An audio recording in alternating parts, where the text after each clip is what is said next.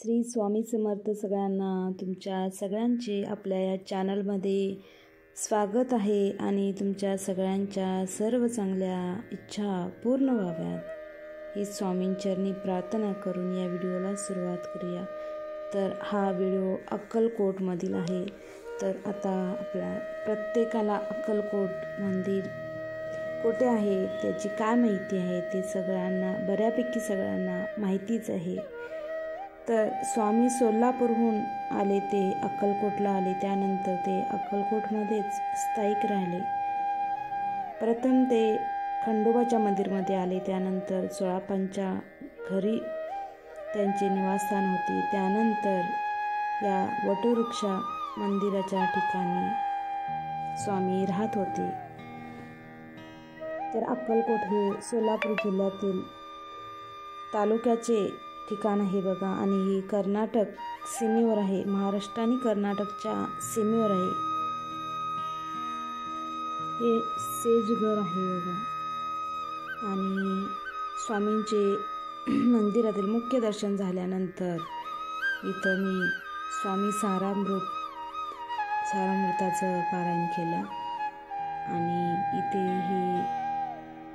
इथे स्वामींची पाठीमागं मूर्ती आहे बघा। तर मुख्य मंदिरातील दर्शनचं व्हिडिओ करण्यास मनाई आहे, त्यामुळे मुख्य मंदिरमधील स्वामींचा फोटो फक्त मी अपलोड केलेला आहे बघा। लास्ट एंडिंगला फोटो येईल, पण व्हिडिओ नाही करता आला। आणि ही रुद्राक्षापासून स्वामींची मूर्ती बनवलेली आहे बघा। त्यानंतर जर ही वटवृक्ष आहे, जे फोटोमध्ये तुम्हाला दिसला असेल बघा सुरुवातीला वटवृक्ष, त्या वटवृक्षाखाली एक छोटंसं मंदिर आहे, आणि त्या वटवृक्षाच्या छोट्याशा मंदिरात ज्या पादुका आहेत त्याला कान लावल्यावर अनेक वाद्यांचे आवाज येतात, असा अनेक भक्तांचा अनुभव आहे बघा। पण आता तेथे आपल्याला कान लावून ऐकता येत नाही, कारण साईडनं कठडा बांधलेला आहे बघा। आणि हा बघा तो वटवृक्ष,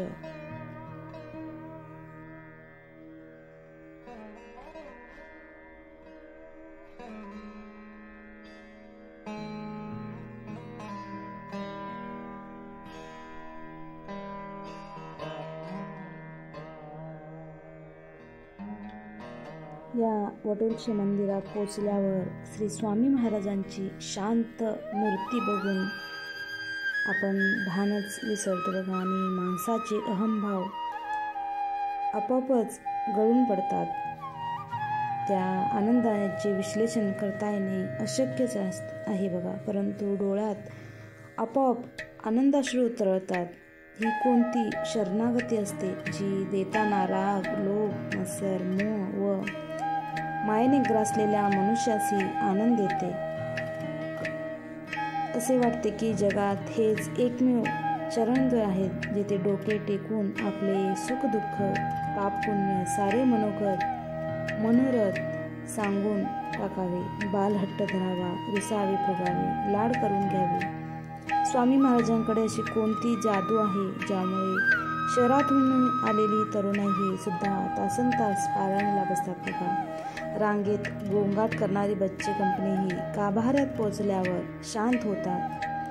खरंच स्वामी महाराजांनी अक्कलकोटला प्रकट होऊन आपल्या सर्वांचे आयुष्य उजळून टाकले आहे बघा, आणि स्वामींनी सांगितलेले आहे बघा, जे अनन्य भावाने मला शरण येतात त्यांचा योगक्षेम मी स्वतः चालवतो।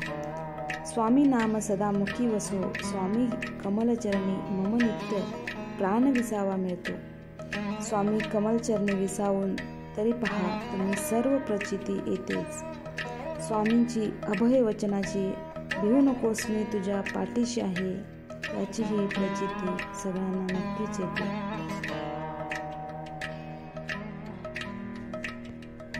तर इथं हा स्वामींचा समाधी मठ आहे, हे चोळाप्पा महाराजांचे घर आहे, आणि त्या ठिकाणी स्वामी समर्थांचं समाधी मठ बांधलेला आहे बघा। आणि इथं स्वामींची छान अशी मूर्ती आहे, आणि स्वामींचा मठ आहे आणि ह्या स्वामींच्या पादुका जे चोळाप्पा महाराजांच्या अंगावर फेकून मारल्या होत्या स्वामींनी, त्या या पादुका आहेत. आणि आता त्यांचे चोळाप्पा महाराजांचे 5वे वंशज आता स्वामींची सेवा करत आहेत बघा.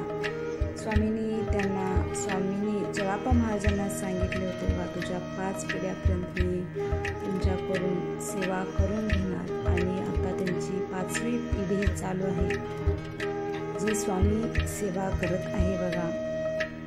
आणि हे विहीर आहे, ती विहीर स्वामींच्या दारासमोर चोळाप्पा महाराजांच्या दारासमोर विहीर होती बघा. त्या विहिरीला पाणी नव्हते आणि स्वामींच्या कृपेने त्या विहिरीला पाणी आले आणि ती विहीर ही आणि त्या विहिरीच्या पाण्याला कुशामृत तीर्थ म्हणतात. या पाण्याने अनेकांचे आजार व्याध्या दूर झाले आहेत असे अनेक स्वामी भक्तांचे अनुभव आहेत बघा.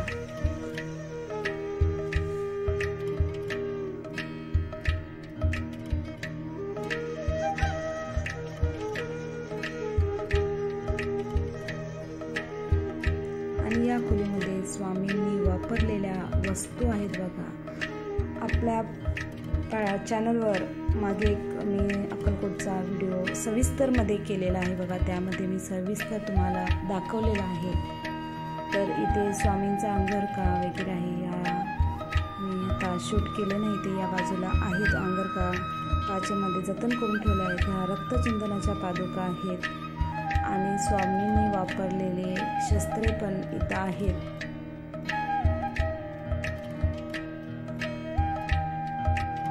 आणि हे खंडोबा मंदिर आहे बघा. स्वामी जेव्हा अक्कलकोटमध्ये आले तेव्हा खंडोबाच्या मंदिरमध्येच ते बसले होते बघा.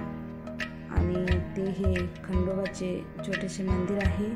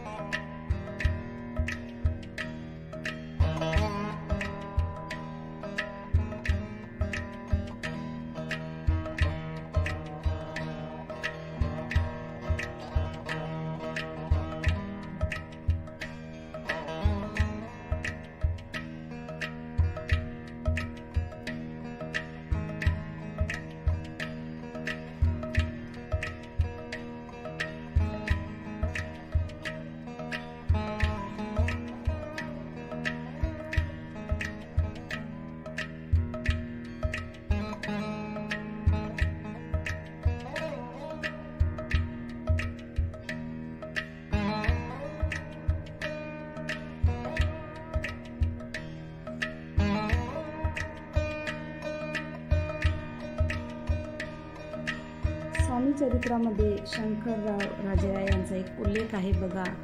ज्यांना ब्रह्मसंबंधी व्याधी झाली होती आणि त्यांनी गाणगापूरला जाऊन तिथे त्यांनी तप केले होते. आणि त्यानंतर दत्त महाराजांनी त्यांना मी अक्कलकोटला आहे आणि तिथे तू येऊन तिथंच सेवा कर म्हणजे असे म्हणून सांगितले होते बघा. त्यानुसार शंकरराव इथं आले होते, अक्कलकोटला आले आणि त्यांनी स्वामींची सेवा केली. त्यावेळी स्वामींनी त्यांना मिऱ्या आणि कडुलिंबाचा पाला खाण्यासाठी सांगितले होते बघा. त्यानुसार त्यांना 10 दिवसामध्ये त्यांची क्षयरोगाची आणि ब्रह्मसंबंधी व्याधी दूर झाली होती बघा. त्यावेळी त्यांनी दशसहस्त्र रुपये स्वामींना द्यायचे असे त्यांनी बोलले होते. म्हणजे जर माझी व्याधी दूर झाली तर मी देईन पैसे असे सांगितले होते. त्यानुसार त्यांची व्याधी दूर झाल्यानंतर त्यांनी स्वामींच्या चरणी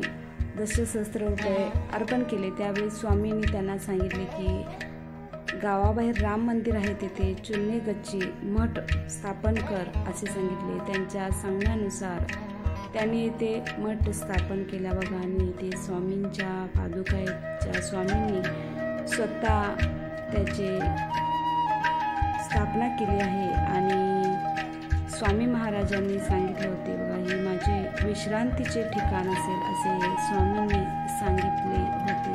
आणि इथे श्री राम मंदिर आहे बघा छोटे, आणि त्याच्या समोरच हा मठ आहे. स्वामींची इथं उभी असलेली मूर्ती आहे. येथे अन्नछत्र ही चालू असते बघा.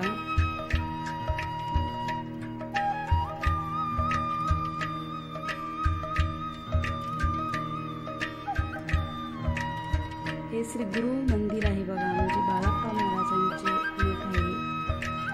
स्वामींनी त्यांना नामजप करायला लावले होते बघा, ते बाळाप्पा महाराजांनी इथेच केले होते. आणि या मंदिरामध्ये मंदिर बांधल्यानंतर स्वामींच्या पादुकांचे ठसे आहेत बघा. इथे त्या व्हाईट असं चौकन केलं आहे, त्यामध्ये स्वामींच्या पादुका म्हणजे स्वामी या मंदिरमध्ये पेरले आहेत बघा. आणि इथे स्वामींची छानशी अशी मूर्ती आहे. तर बाळाप्पा महाराज हे स्वामींचे निस्सीमचे भक्त होते बघा. सर्व भक्तांच्या मध्ये बाळाप्पा महाराज हे खूप वेगळेच असे भक्त होते. त्यांनी स्वामींची सेवा मनापासून अगदी कोणतीही अपेक्षा न करता त्यांनी स्वामींची सेवा केली होती बघा. बाळाप्पा महाराजांचा मुख्य फोटो आहे बघा. इथं स्वामींची मूर्ती फोटो आहे. इथं ह्या स्वामींची पादुका उठलेत बघा, पाय उठलेत स्वामींचे.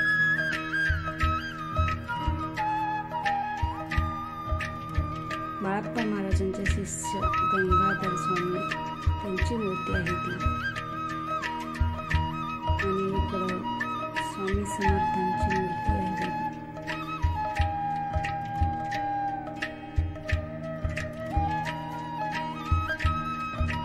बाळाप्पा महाराजांचा ओरिजिनल फोटो आहे. आणि या साईडला स्वामी समर्थ महाराजांचा ओरिजिनल फोटो आहे.